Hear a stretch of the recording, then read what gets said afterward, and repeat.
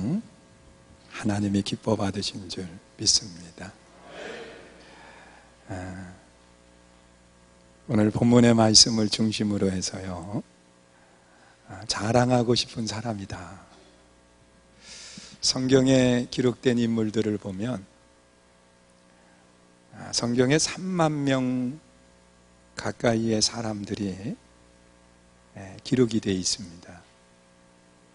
그런데 그 많은 사람들 가운데 정말 자랑하고 싶은 사람이 있는가 하면 반대로 최악의 말을 들은 사람도 있습니다. 우리가 알고 있는 것처럼 차라리 태어나지 않는 것이 좋을 뻔했다, 이런 말을 들은 사람이 있어요. 여러분, 자녀와 부모를 함께 모독하는 말 가운데 그런 말이 있잖아요. 어떻게 너 같은 아이를 낳고 묘국을 먹었나. 여러분, 이거는요, 참 부모와 자녀를 한 번에 조롱하는 게 아니라 비참하게 만드는 거예요. 이런 말을 우리가 들으면 안 되잖아요. 성경에 나타나 있는 인물 가운데 태어나지 않았으면 좋을 뻔했다, 그 말은요, 우리들이 흘려서 이야기하는 그 말하고 다를 바가 없는 거예요. 자신만 비참해지는 것이 아니라 그 자녀를 낳은 부모는 어떨까요? 생각해 보세요. 성경에 나타나 있는 말 가운데 최악의 말이지요. 그러나 반대로 정말 칭찬을 받았던 그런 사람들이 있습니다. 한 번은 예수님께서 제자들과 함께 마지막 만찬을 하는 겁니다. 그때 한 여인이 예수님께 다가오더니 옥합을 깨어가지고 예수님의 머리에 붓는 거예요. 그것이 흘러내릴 때에 자기의 머리로 그 흘러내리는 것을 닦아드립니다. 이 모습을 바라보면서 한 제자가 그 여인을 비난을 했어요. 여인이요, 이 300데나리온이나 나가는 비싼 향유 옥합, 이것을 왜 허비하느냐. 여러분, 향유가 얼마의 가치가 있는지 아무도 모르는데 그 사람은 아주 구체적으로 300데나리온 그러면서 가격에 대한 이야기를 하는 겁니다. 그리고 그것에 대한 쓰임, 용도에 대해서도 분명하게 이야기하기를, 이걸 팔아서 가난한 사람에게 나누어 주면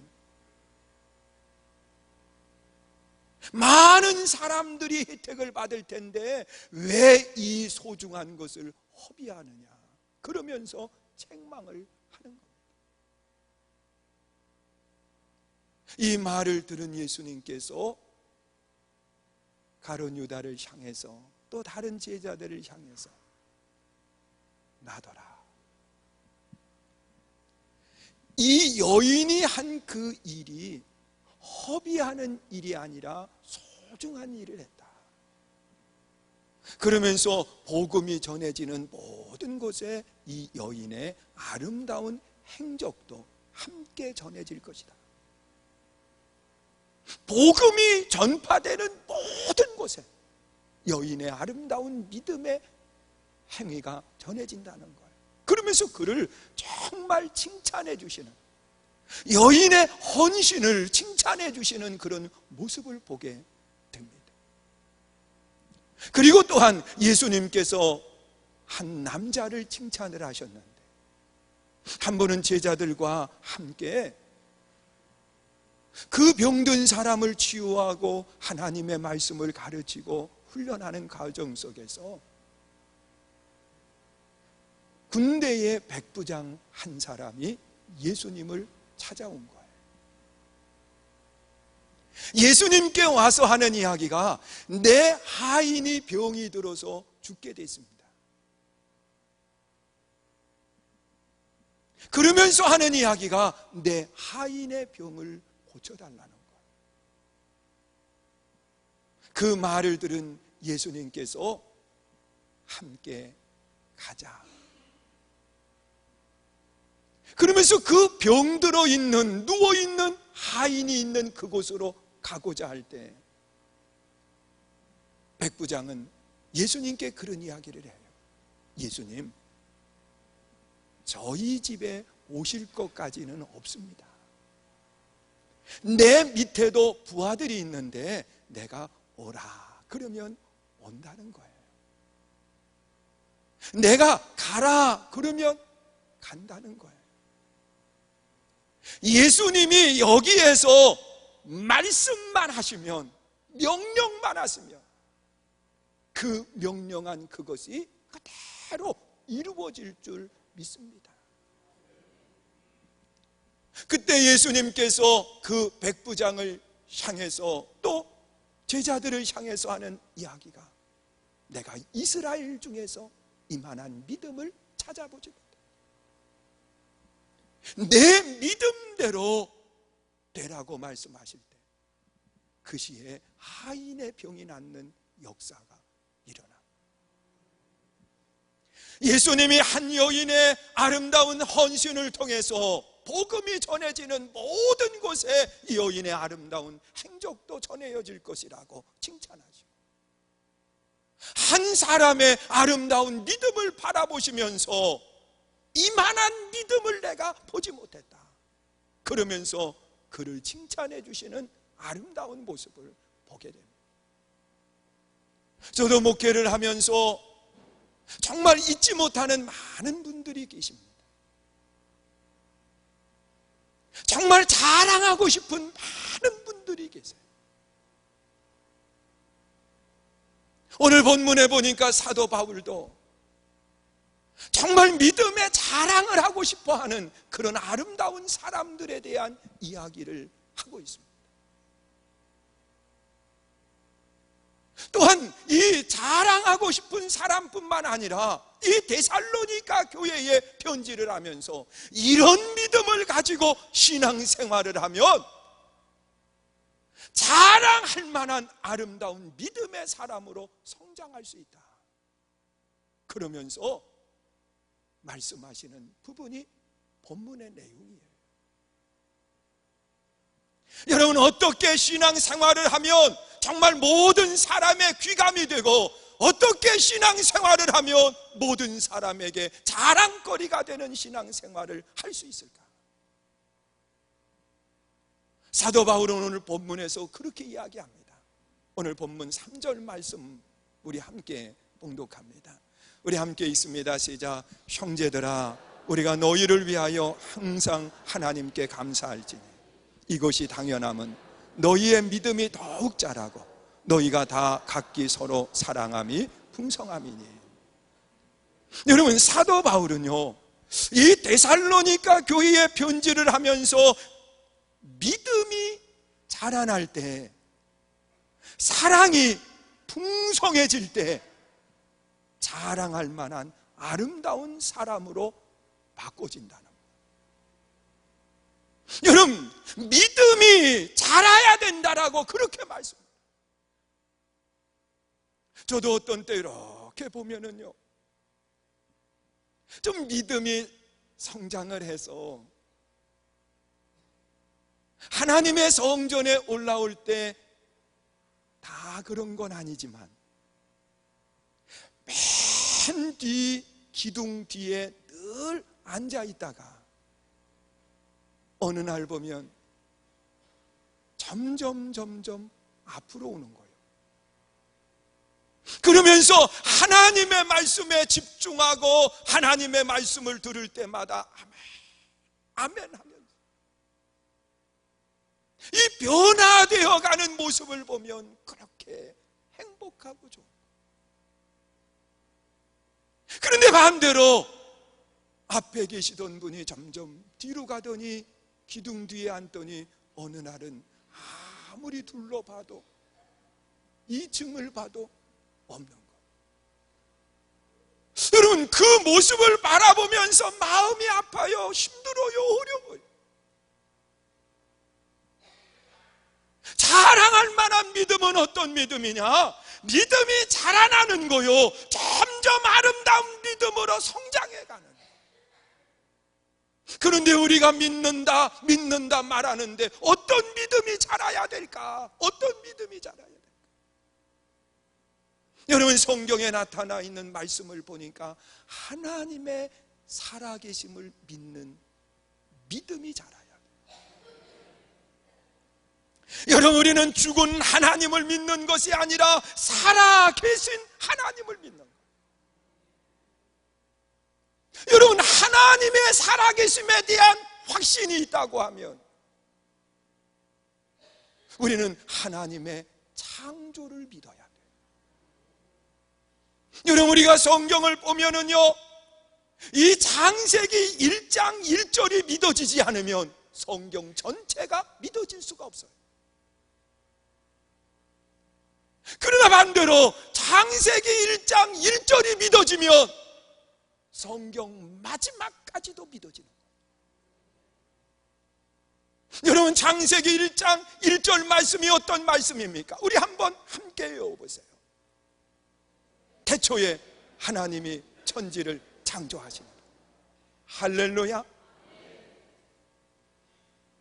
그리고 이 태초에 하나님이 천지를 창조하셨다고 하는 말씀을 하시면서 그 성경 창세기서부터 계시록까지 쫙 예수님의 오심에 대한 것을 기록을 하고 예수님의 행적을 이야기하고 그리고 신학을 이야기하고 그리고 다시 오실 예수님을 이야기하면서 마지막 요한계시록 22장 21절 마지막 절이 뭐냐? 따라서 하세요. 아멘. 아멘으로 끝을 맺어. 그 말은 태초에 하나님의 천지를 창조하셨다고 하는 그 말씀이 믿어질 때 마지막 아멘으로 끝을 맺는 거예요.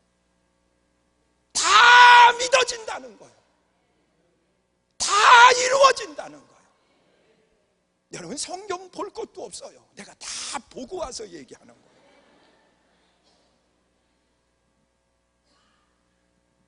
책도요, 이번 9월달 책이 제목이 뭐요? 섬김이요. 섬김. 집에 가서 여러분들이 이 책을 보면 제가 한 설교가 그대로 기록되어 있어요. 그러니까 이 책을 미리 드리니까 제가 다른 얘기 못 하잖아요. 그리고 이번 9월달 이 강단 앞에 글씨가 우리 한번 읽어봐요. 읽습니다. 시작. 함께 가면 행복해요. 여러분, 섬김이라고 하는 것이 뭐예요? 힘든 사람 붙들어줘서 함께 가는 것이 섬김이에요. 믿으세요? 그래서 우리 함께 가면 행복하다. 우리 성도들이 다 힘든 성도 또 좋은 성도 다들 너나 할 것 없이 함께 손 붙들고 함께 가면 거기 행복이 있어요. 할렐루야. 여러분, 창세기 1장 1절에 태초에 하나님의 천지를 창조하셨다. 마지막 요한계시록 22장 21절에 아멘, 다 이루어짐을 믿는. 여러분, 아멘이라고 하는 것은 동의합니다. 내가 생각하는 거하고 일치합니다. 그런 뜻을 가지고 있어요.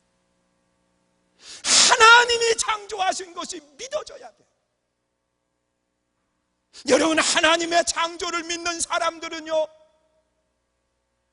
다 믿어지게 돼 있어요. 이 믿음이 자라야 돼요. 그리고 또한 우리가 무엇을 믿느냐? 상 주시는 하나님을 믿어야 돼요. 여러분, 오늘 우리 아이들도 상을 받았지만 하나님께서 마지막 우리에게 상을 주신다. 하나님의 나라에서 상급이 있다는 거예요.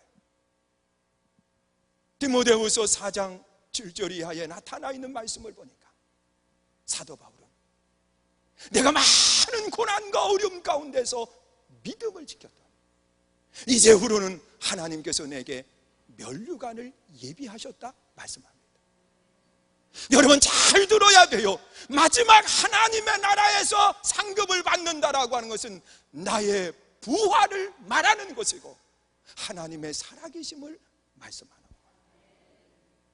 오늘 여러분들이 이 믿음 생활할 수 있기를 주의 이름으로 축원합니다.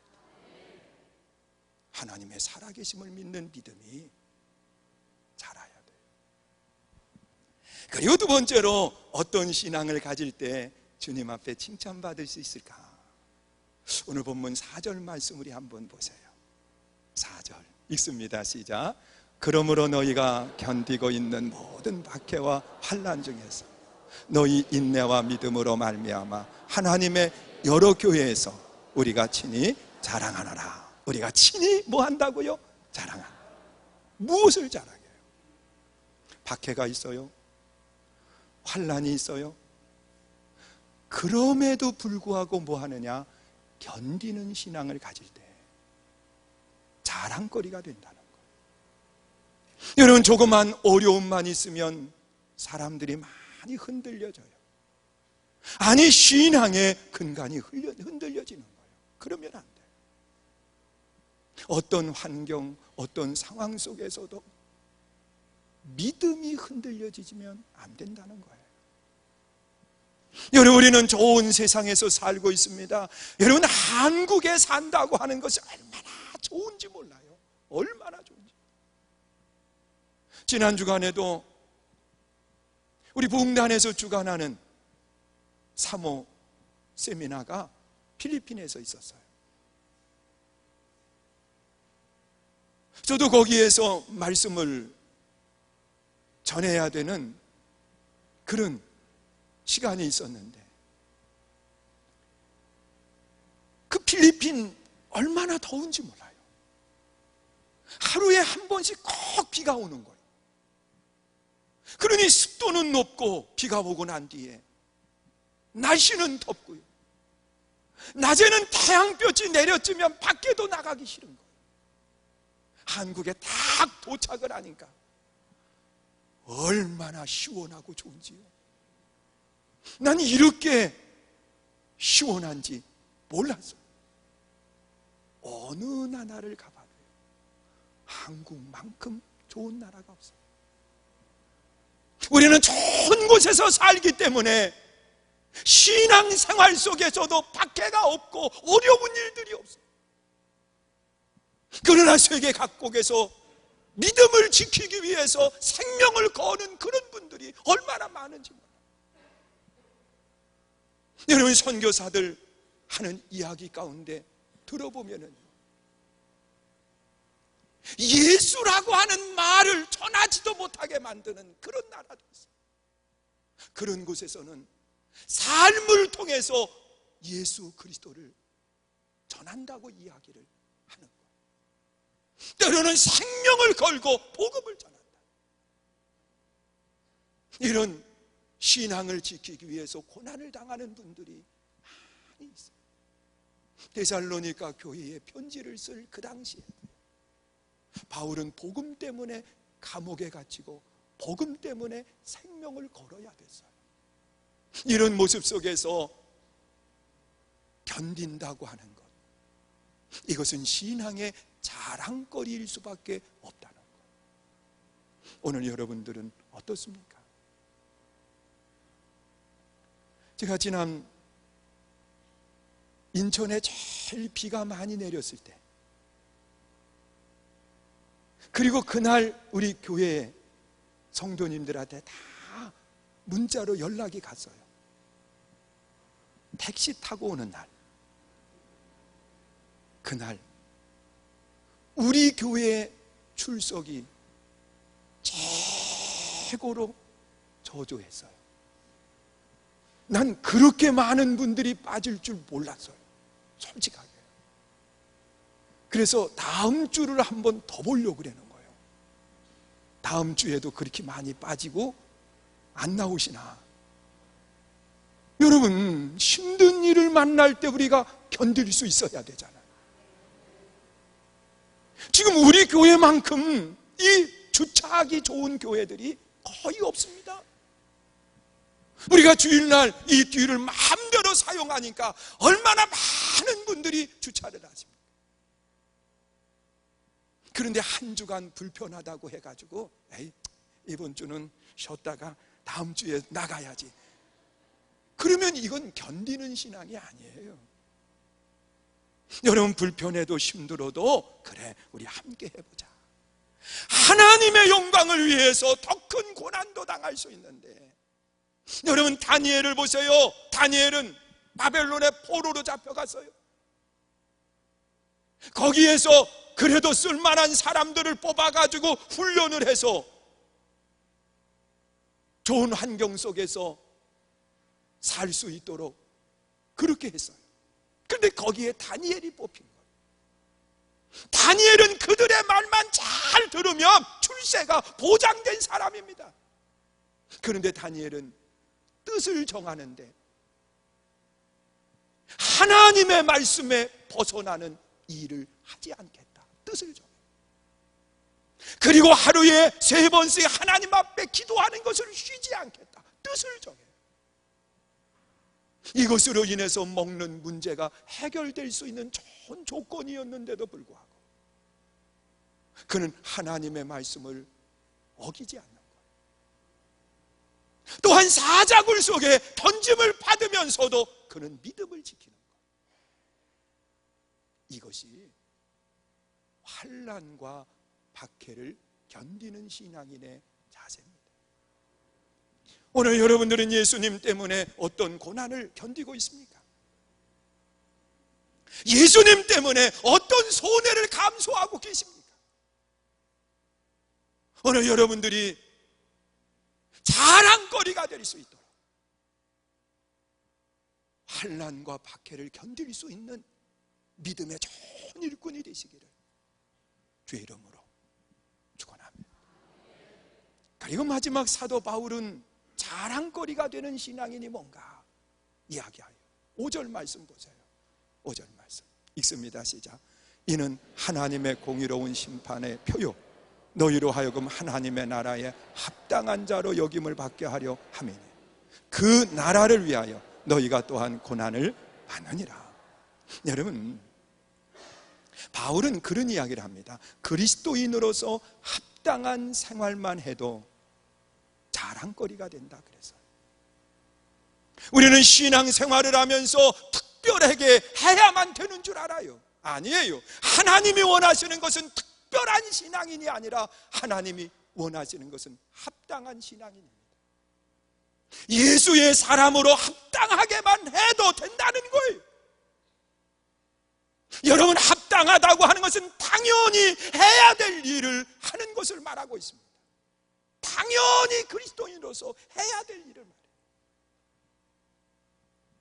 여러분, 당연히 해야 될 일 가운데에 신앙적인 거, 하나님을 예배하는 이 예배는 당연히 해야 되는 거예요. 여러분, 제단을 절대로 무너뜨리지 마세요. 하나님 앞에 예배하는 시간을 무너지게 만들지 말라는 거예요. 주일 예배를 무너지게 하면 안 돼요. 수요일 예배를 무너지게 하면 안 돼요. 새벽 예배를 무너지게 하면 안 돼요. 철야 예배를 무너지게 하면 안 돼요. 예배는 성도로서 당연한 겁니다. 거기에 그리스도인으로서 당연한 생활이 있다고 말하고 있습니다. 예수님은 그리스도인의 당연한 생활을 2가지로 이야기하는데 너희는 세상의 소금이요 그랬어요. 여러분, 성도는 세상 속에 소금의 역할을 감당을 해야 된다는 겁니다. 소금은 많은 역할을 하지만 크게 2가지 역할을 이야기합니다. 하나는 부패를 방지합니다. 그래서 이 생선 같은 데도요, 소금을 많이 집어넣어 가지고 쫙 절여 놓으면은요, 이게 썩지를 않아요. 부패를 방지해요. 또한 이 소금은요, 아무리 싱겁고 맛없는 곳에도 소금을 적당하게 집어넣으면 아주 입에 탁탁 붙는 음식이 되는 거예요. 맛을 내게 해요. 그리고 또한 너희는 세상의 빛이다, 그렇게 말씀합니다. 우리가 아는 것처럼 빛은 여러 가지 기능을 하지만 세 가지 대표적인 기능을 이야기합니다. 하나는, 빛은 어두움을 몰아냅니다. 지금 우리 교회도 이 빛이 밝게 비추어 주기 때문에 환한 거예요. 여러분, 오늘 보니까 달라진 거 뭐 한 가지 있지요? 뭐가 달라졌어요? 강단 위에 색깔이 달라졌어요. 그 주광색, 백색만 늘 이렇게 있을 때에는 제 얼굴이 창백한 얼굴처럼 보였다는 거예요.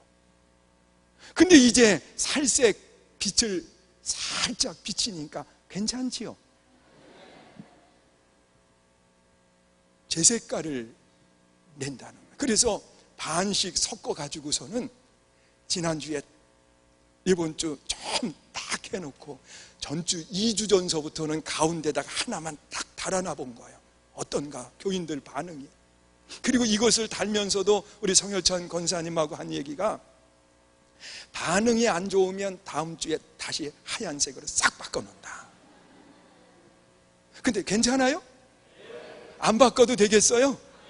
그래서 나만 이렇게 하면 안 되니까 요 앞에 튀어나온 부분, 이렇게 그 부분은 똑같이 이 색깔로 바꾸겠다, 그런 생각을 했어요. 왜냐하면 저만 얼굴 괜찮아지면 안 되잖아요. 우리 교인들도 다 본 얼굴 나오게 하고.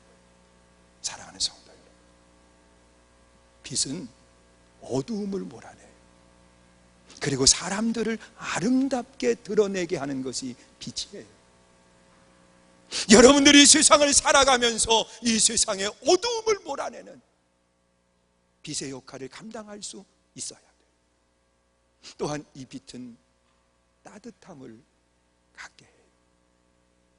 여러분, 빛과 멀어지면 추위가 와요. 빛과 각도를 벗어나면 추위가 와요.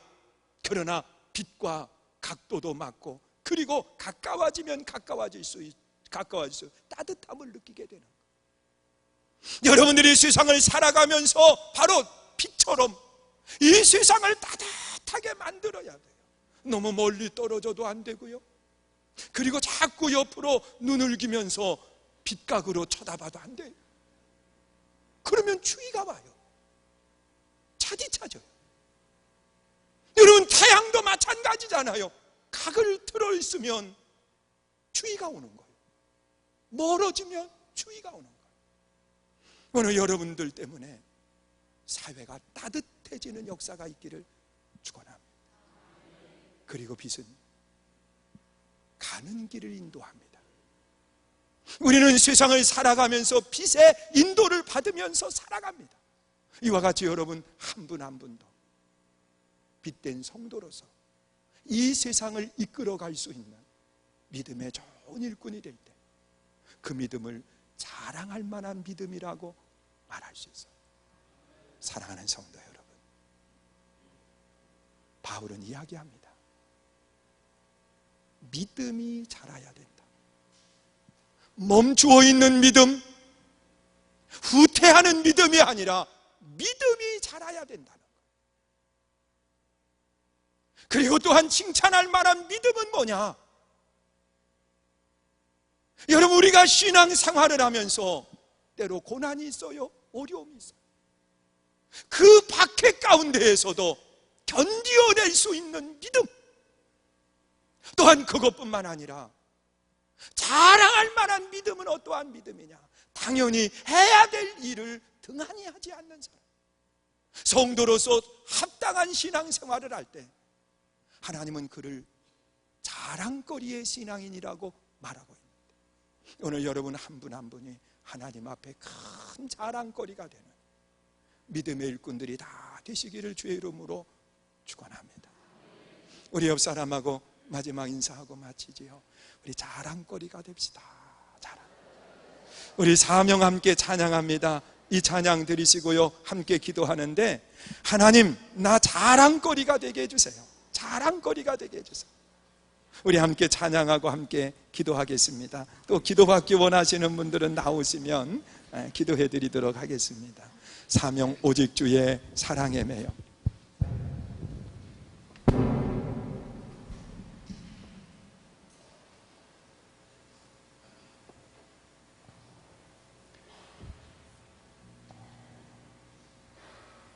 피아노.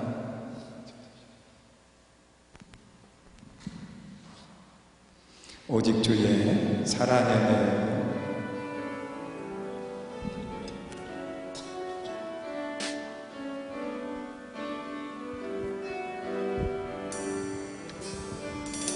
오직 주의 사랑에 매여